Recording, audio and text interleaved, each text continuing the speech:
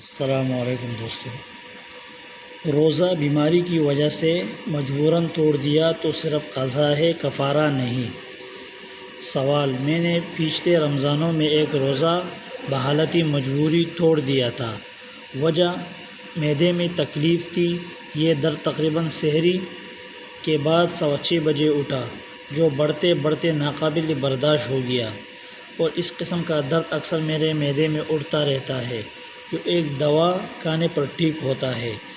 جب درد کی شدت میں کوئی کمی نہیں ہوئی تو مجبوراً 7:15 کے قریب میں نے روزہ توڑ دیا اور دوا لے لی۔ اس کے بعد پورے دن میں نے کچھ کھایا پیا نہیں۔ بہرحال اب یہ بتائیں، اس طرح روزہ توڑنے کا مجھ پر گناہ ہے؟ میں نے ایک جگہ روزہ توڑنے کا کفارہ 2 ماہ کے مسلسل روزے پڑھا۔ کیا واقعی یہ درست ہے؟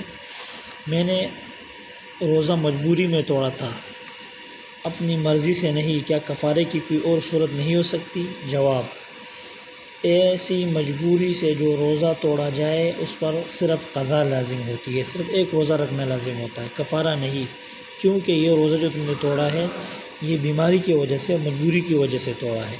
جو روزہ بیماری اور مجبوری کی وجہ سے توڑتا ہے تو اس پر کفارہ لازم نہیں آتا، صرف قضا روزہ لازم آتا ہے، جو ایک روزہ وہ قضا رکھے گا۔